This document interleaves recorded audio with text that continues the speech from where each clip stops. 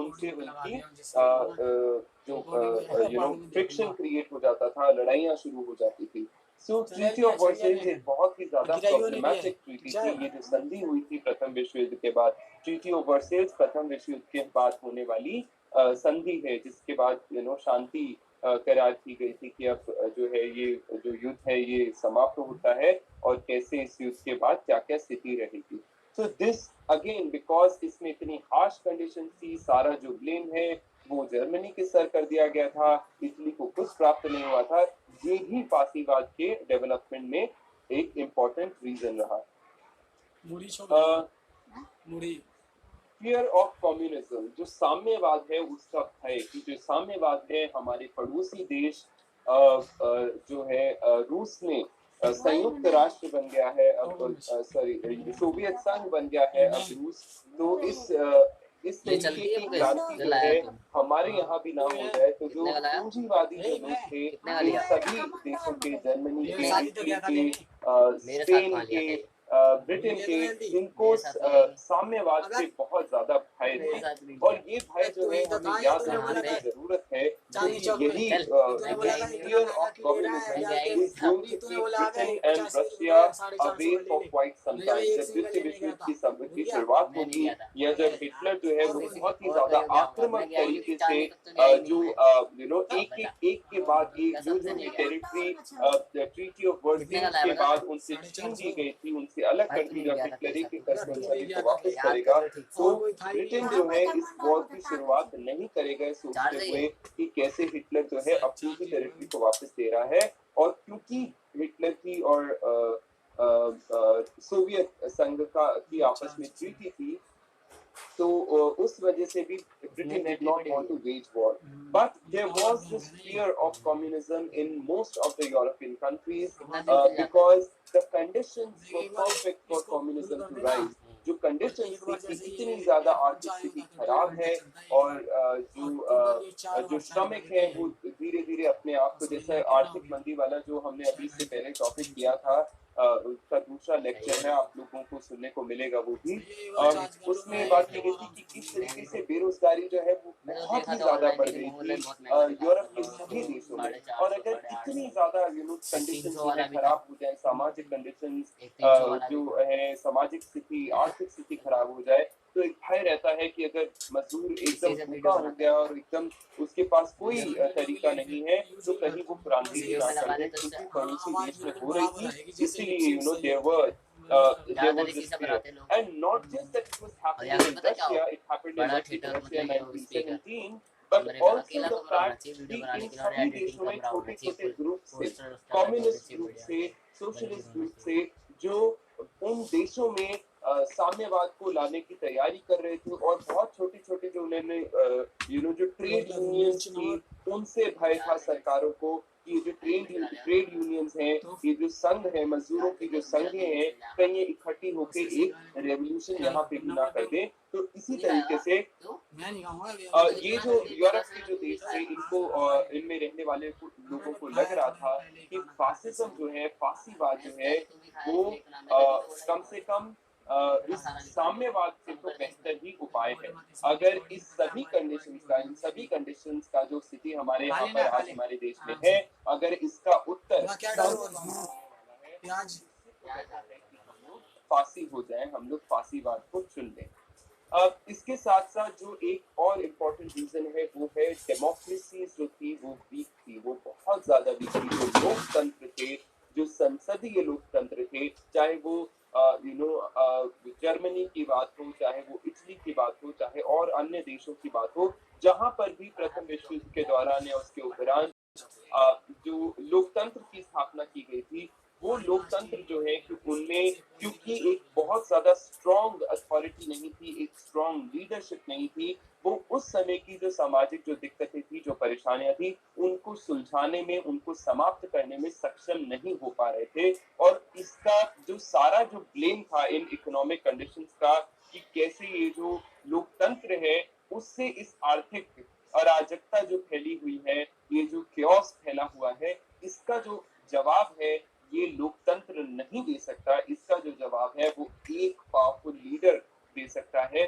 फिर चाहे वो लीडर फांसी ही क्यों ना हो, फिर चाहे वो लीडर जो है वो तानाशाही क्यों ना हो.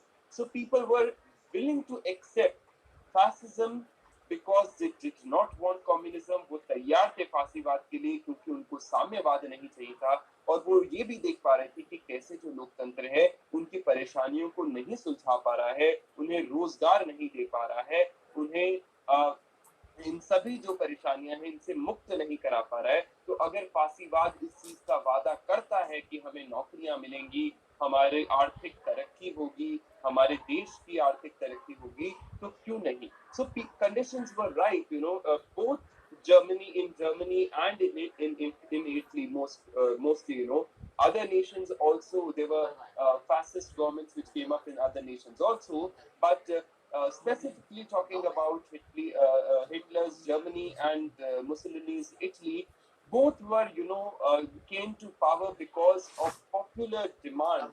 जो लोग थे वो बहुत ही ज्यादा उत्सुकता से, बहुत ही खुश इन दोनों ही लीडर्स को पावर में लेकर आए थे, क्योंकि उन्हें लगता था हमारी जो सारी समस्याएं हैं उनका जो अंत है वो यही लीडर्स करेंगे.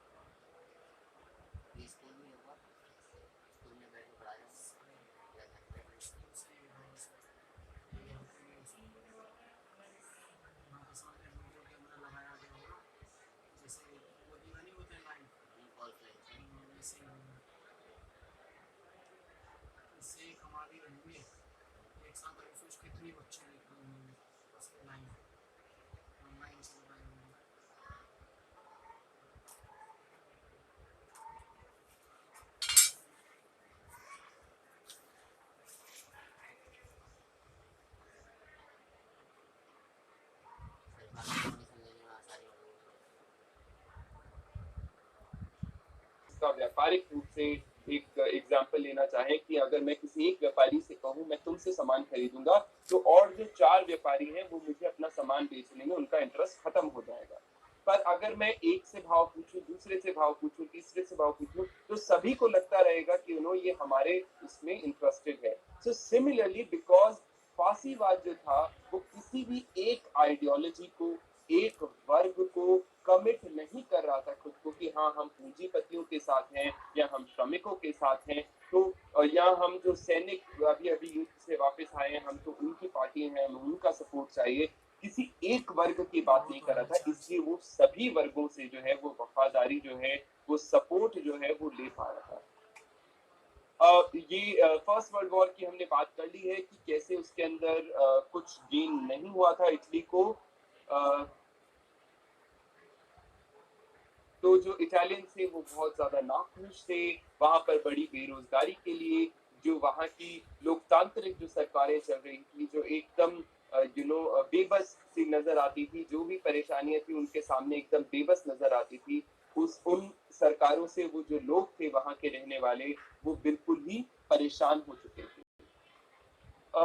बेनितो मुसोलिनी की हम बात कर लेते हैं. Just give me 1 minute. बहुत छोटा सा 30 सेकंड का break and then we shall continue.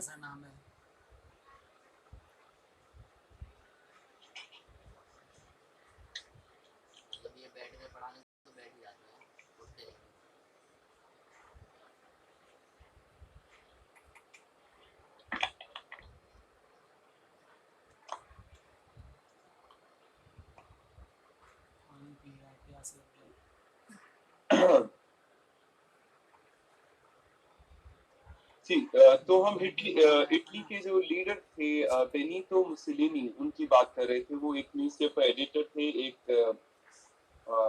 संवाददाता कह लीजिए या जर्नलिस्ट थे, जिन्होंने ये इटली के आम लोगों को ये विश्वास दिलाया कि कैसे वो इटली की समस्त परेशानियों से उन लोगों को वो समस्त परेशानियों को दूर करने में सक्षम हैं, कैसे इन सारी परेशानियों को दूर करेंगे और उन लोगों को वही इटली दिखाएंगे, समृद्ध इटली तक लेकर जाएंगे, इटली को समृद्ध बनाएंगे जैसा कि लोग चाहते थे. तो जो सपना जो लोग देखना चाहते थे वो सपना मुसोलिनी ने लोगों को दिखाया।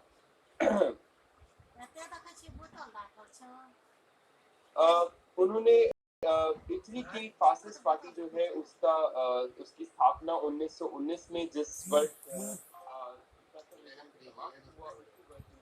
इस पार्टी की स्थापना हो गई।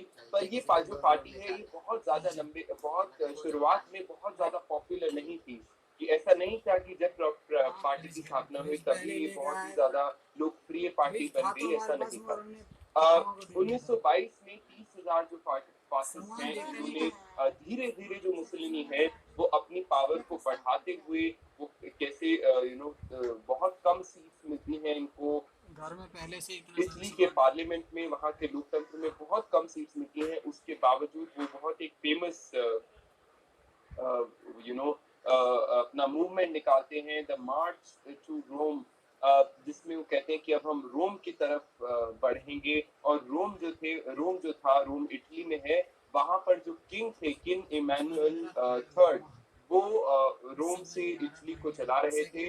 और जो ये एक पूरा का पूरा भय उत्पन्न कर दिया था मुसोलिनी और फासिस्ट पावर ने वहां पर। उसके बाद जो किंग थे उन्होंने मुसोलिनी को एक बहुत इंपॉर्टेंट लीडर मानते हुए उनको प्राइम मिनिस्टर बना दिया, उनको उस गवर्नमेंट का इंचार्ज बना दिया जिस गवर्नमेंट में अभी तक फासी जो थे वो मेजॉरिटी में भी नहीं थे।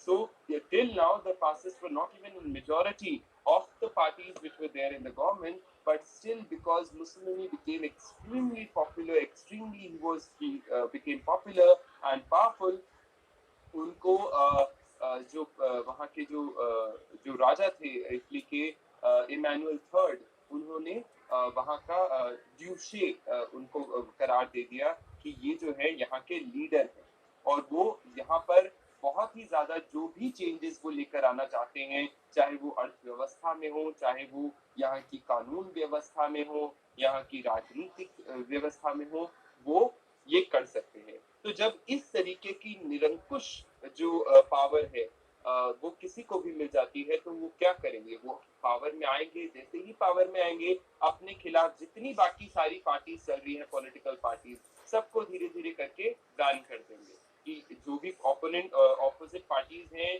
चाहे वो कम्युनिस्ट की हो, चाहे वो कोई भी डेमोक्रेटिक पार्टीज हो, लोकतंत्र की पार्टी हो, साम्यवादी पार्टियां हो, उन सभी को बैन कर देंगे।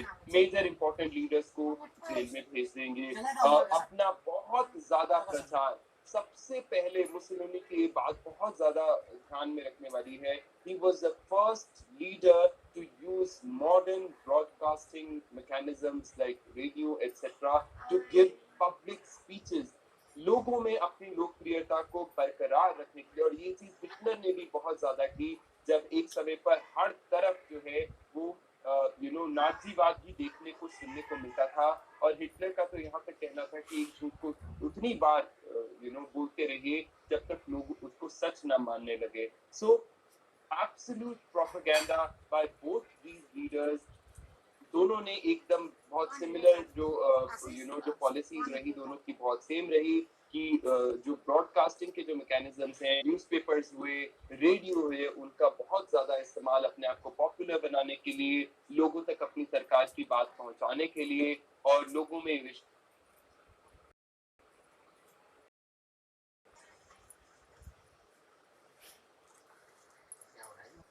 के खिलाफ एक बहुत ही ज्यादा स्ट्रॉन्ग फोर्स से उनके खिलाफ। इटली के फासीवाद में ऐसा नहीं था, यहाँ तक कि शुरुआती दौर में जो थे, क्योंकि यहूदी जो थे, जो ज्यूस थे, वो बहुत ही ज्यादा इम्पोर्टेंट बिग इंडस्ट्रियलिस्ट थे, कैपिटलिस्ट थे, पूंजीवादी थे, जिनका पैसा फासिस्ट पार्टी को चाहिए था। इसलिए शुरुआत में इटली में इस तरीके की कोई चीज नहीं देखी गई कि वहां पर यहूदियों के खिलाफ इस तरीके का कोई भी स्टेट के जरिए, राष्ट्र के जरिए उनको मारने की, उनको कठिनाई देने की, उनको परेशान करने की कोई भी स्टेट पॉलिसी नहीं थी। But slowly, when Mussolini became closer to Hitler, who was ruling over Germany, who would rule over Germany in the next decade, अगले दशक में जब वो आएंगे, जर्मनी पे रूल करेंगे, जब उनके बीच में जब दोनों स्टेट के बीच में अलायंसेस बढ़ी, दोनों स्टेट के बीच में जब संधियां होने लगी, तो हिटलर की जो एंटी ज्यू पॉलिसी थी, जो यहूदियों के खिलाफ उनकी जो पॉलिसी थी, धीरे धीरे वो मुसोलिनी ने भी अपनानी शुरू कर दी। एक और बात जो मैं कहना चाहता हूँ इस अभी इटली को समाप्त करने से पहले, एंड देन बिकॉज हमने सारे कॉजेज जो है एटसेट्रा ये कॉमन तरीके से किए हैं, इसलिए हम नाजिज्म को बहुत जल्दी समझ में आ जाएगा. So we will take very short time for Nazism. Another important thing was that this was Italy under Mussolini was a corporate state. वो एक कॉर्पोरेट स्टेट थी, वो बिल्कुल ही साम्यवादी भी नहीं थी और बिल्कुल ही पूंजीवाद स्टेट भी नहीं थी. तो उसके अंदर स्टेट का एक बहुत ही ज्यादा नियंत्रण था कि कौन हर फील्ड में कोऑपरेशन होंगी, जिसमें पूंजीवादी भी होंगे और वर्कर भी होंगे.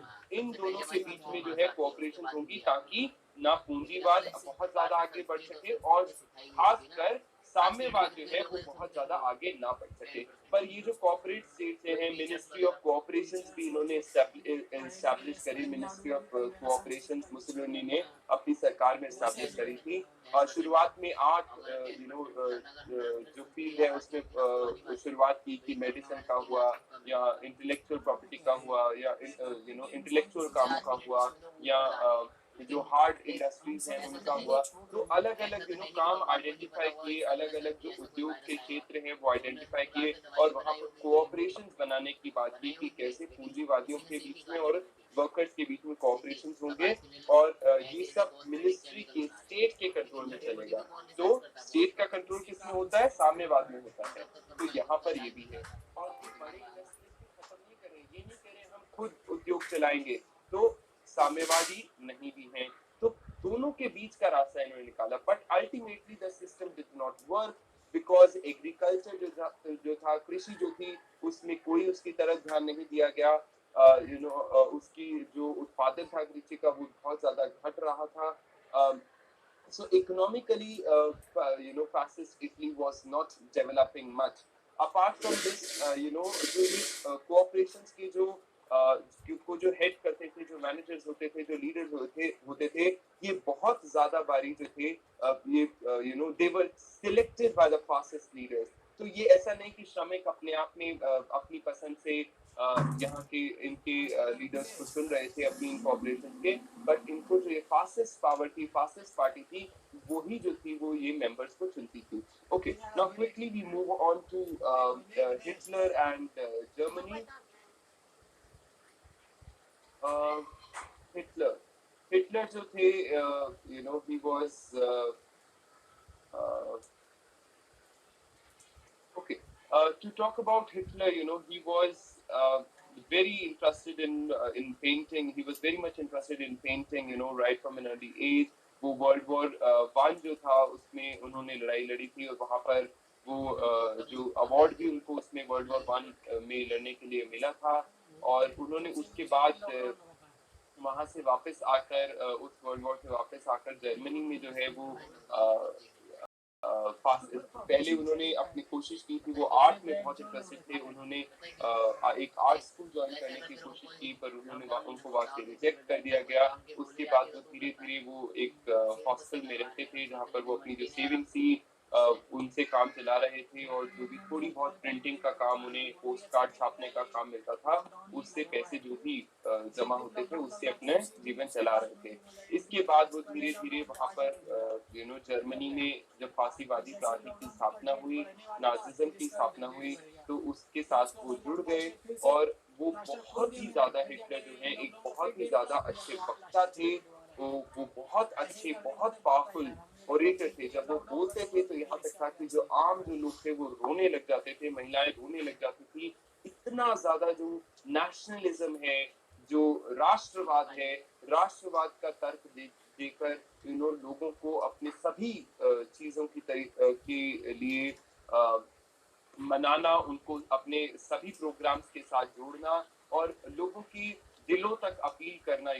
सो मच सो दैट, जैसा मैं पहले बता रहा था कि लोगों ने आंख बंद कर ली थी कि जो भी इन स्टेट्स की गलत जो ये स्टेट्स जो थी दोनों हिटलर की और मुसलिनी की, जर्मनी और फ्रांस जो भी गलत काम कर रही थी, आम जर्मन लोगों ने उसकी तरफ अपनी आंखें बंद कर ली थी. अब when Hitler would ask for funds, जो जर्मन से वो बहुत ही ज्यादा openly they would fund his organization.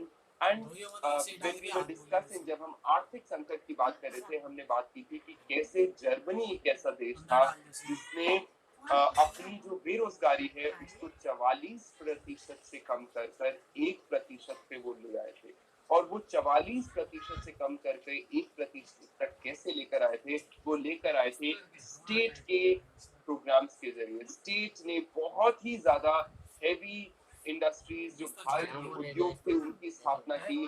और आम लोगों को, जो भी सक्षम लोग थे, जो काम करने में सक्षम थे, जिनकी बॉडीज काम करने में सक्षम थी, उनको उस अपने अभियान से जोड़ा और सभी को नौकरियां दी. अब जो लोग थे जो बेरोजगारी से जूझ रहे थे, उनको क्या चाहिए था? उनको नौकरी चाहिए थी. वो चाहते थे कि उनके बच्चे को खाने को रोटी मिले. और जब एक ऐसा लीडर पावर में आ रहा है जो आपको ये सब दे पा रहा है, so why not? So people absolutely supported the ideas of Hitler. Even those who did not support, they did not resist his ideas. He was chosen as the Führer of the Nazi Party. जिस तरीके से वहां पर Italy के अंदर जो Mussolini है उनको ड्यूशे की उपाधि मिली थी, ऐसी जर्मनी में जो लीडर होता है उसको फ्यूरर कहा जाता है. तो वो नाजी पार्टी के फ्यूरर बन गए. मुसलिनी से इंस्पायर्ड थे. उन्होंने 1923 में पावर में आने की कोशिश की, एक कि वो पावर छीनने की कोशिश की, जिसकी वजह से उनको जेल हो गई. वो 5 साल की उन्हें सजा सुनाई गई जेल की, बट वो एक ही साल में वापस आने में कामयाब रहे. जेल में उन्होंने अपनी किताब लिखी, मेन काम माई स्ट्रगल. मेन काम जो स्टोरी है उनकी परेशानियों की, वो क्या करना चाहते हैं, उनकी क्या बिलीफ्स है, उनके बारे में उन्होंने अपनी इस किताब में लिखा. और उन्होंने इस बारे में भी लिखा कि कैसे जो जर्मन हैं वो आर्य रेस हैं, और जो जर्मनी है वो एक आर्य देश है जिसमें सिर्फ आर्यंस को रहने का अधिकार है. और इसी प्रोग्राम के चलते वो जूस को, यहूदियों को, ना सिर्फ यहूदियों को, होमोसेक्सुअल्स को, समलैंगिक लोगों को, जो लोग शारीरिक रूप से सामान्य नहीं थे, कोट अनकोट सामान्य नहीं थे, जो फिजिकली चैलेंज जो लोग थे, जो जिप्सीज थे, जो एक जगह से दूसरी जगह जाते रहते थे, gypsies, homosexuals, physically challenged people. So German वो एकदम इनके खिलाफ थे. एंड ही बिलीव कि इन सभी को मार देना चाहिए, एक पूरे तय तरीके से इनका विनाश कर देना चाहिए. वो वर्सेल्स की ट्रीटी जो थी, वो जैसे मैंने पहले भी बात की थी वर्सेल्स की ट्रीटी के बारे में, ये एक ऐसी ट्रीटी थी जो ना सिर्फ जर्मन राष्ट्र के ऊपर बल्कि आम जर्मन्स के ऊपर, जो जर्मन लोग थे, उनके सेल्फ रिस्पेक्ट पे एक धब्बा थी, एक काला धब्बा थी. और हिटलर ने उनके इस काले धब्बे को पोंछने की, इस काले धब्बे से, इस दाग से उन्हें मुक्त कराने की उनको एक सपना दिखाया, एक आशा दिलाई कि मैं आपको ये जो भी कुछ हमने इस ट्रीटी के चलते खोया है, इस संधि ने, इस प्रथम विश्व युद्ध की समाप्ति के बाद जो संधि हुई है, उसमें जर्मनी ने जो भी खोया है, चाहे वो खोई हुई राज्य हो, खोया हुआ क्षेत्र हो जो फ्रांस को दे दिया गया हो, जहाँ पर नए नए राष्ट्र स्थापित कर दिए गए हों, चाहे वो ये सब चीजें हो, या जो हमारा एक अपमान किया गया है, एक आम जो जर्मन था, आम जो जर्मन लोग थे, वो इस ट्रीटी को अपने ऊपर, अपने राष्ट्र के ऊपर एक अपमान मानते थे, जो उनके ऊपर डाल दिया गया. So Hitler, told he convinced the ordinary Germans that he is going to take revenge for whatever they had gone through because of this Treaty of Versailles. उन्होंने ये भी लोगों को कहा कि कैसे जर्मनी जो है वो बहुत ज़्यादा ओवरक्राउडेड है और उनको रहने के लिए ज़्यादा जगह चाहिए, ज़्यादा जगह कहाँ से मिलेगी? जो नेबरिंग जो क्षेत्र हैं, जो पास-पास के जो क्षेत्र हैं, जो प्रथम विश्व युद्ध के बाद उनसे छीन कर अलग-अलग राष्ट्र बना दिए गए थे, न नए राष्ट्र बना दिए गए थे। हिटलर ने कहा कि मैं इन सभी राष्ट्रों को दोबारा से इन पे विजय प्राप्त करूँगा और इनको जर्मनी में शामिल करूँगा। और उन्होंने इसके ज़रिए अपनी जो नाज़ी पार्टी थी उसको रिवाइव किया, उसको बहुत ज़्यादा स्ट्रॉन्ग किया और इनकी इस पार्टी को बहुत ज़्यादा जो है लोकप्रियता नहीं मिली थी। जहाँ मुसोलिनी की फ़ासिस्ट पार्टी 1922 में ही पावर में आ गई थी इटली में जर्मनी में जो नाज़ी पार्टी है वो बहुत बाद में पावर में आती है। In the 1930s it comes to power. German जो थे, आम जो जर्मन लोग थे वो उनकी तरफ एक उनको देखते उनमें एक स्ट्रॉन्ग लीडर को देखते थे कि कैसे ये बहुत ही ज़्यादा पावरफुल स्ट्रॉन्ग लीडर है और कैसे ये हमको इस अपमान से, प्रथम विश्व युद्ध के अपमान से मुक्त करेगा और हमारे देश को वो सुरक्षा प्रदान करेगा जिसकी हमें ज़रूरत है। ही बिकम्स द चांसलर, वो जर्मनी के चांसलर बने। नाज़ीज़ जो थी वो लार्जेस्ट पॉलिटिकल पार्टी बन गई। जो प्रेसिडेंट थे उन्होंने सोचा कि अगर मैं हिटलर को चांसलर बना दूँगा तो मैं उसको शायद कंट्रोल करने में सक्षम हो जाऊँगा। उन्हें पता ही नहीं था कि जब हिटलर पावर में आएगा तो वो सब कुछ ओवर पावर कर देगा। हिटलर ने पावर में आते ही अपनी बाकी की सारी, जैसा मुसोलिनी ने इटली में किया था ऐसा हिटलर ने जर्मनी में किया, बाकी की सभी जो पॉलिटिकल पार्टीज थी उनको बैन कर दिया, जो ओपोनेंट से उनको जेल कर दिया। एसएस एक सीक्रेट ग्रुप था, जो प्रोटेक्शन स्क्वाड था, जिसकी जो वफादारी थी वो सिर्फ हिटलर को वफादार थे।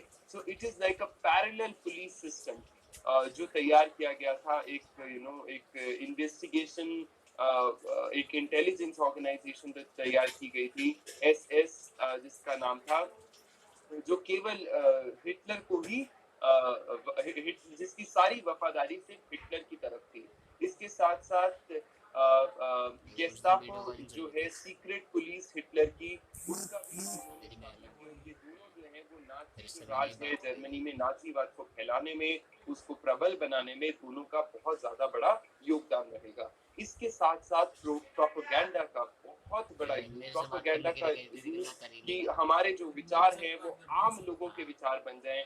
बुक्स में, पैम्फलेट्स में, बाज़ारों में, सिनेमा हॉल में, गानों में, यहाँ तक कि आर्ट में, everything that you can think of in Nazi Germany was influenced by Nazism. वो नाज़ीवाद से कहीं न कहीं, किसी न किसी रूप से प्रोत्साहित थी, प्रेरित थी कि अगर वो जो भी नाज़िज़्म के साथ अगर वो नहीं जुड़ सकती थी, तो उसको हिटलर वहाँ तक पहुँचने की इजाज़त ही नहीं देते। वहाँ तक जो भी गैर नाज़ी जो ताकतें थी, चाहे वो आर्ट में हो, चाहे सिनेमा में हो, उनको एकदम सिरे से खत्म कर दिया और हर जगह सिर्फ एक स्टेट का प्रोपेगेंडा, जो राष्ट्र कहना चाहता है, जो हिटलर कहना चाहते हैं, लोग वही सुने, वही देखें, मूवीज में भी वही देखें, गानों में भी वही सुने, एटसेट्रा।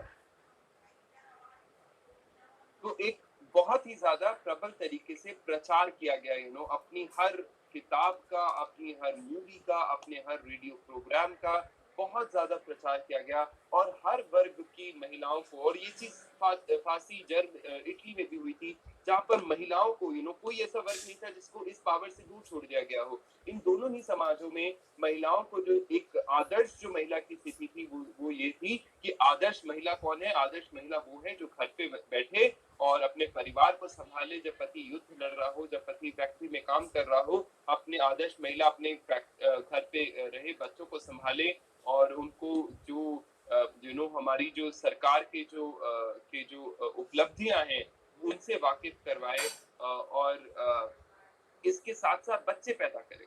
क्योंकि महिलाओं का काम तो इन दोनों ही सोच के मुताबिक बच्चे पैदा करना था कि कैसे हिटलर को अपनी जर्मन रेस जो थी, जो आर्य थे, जो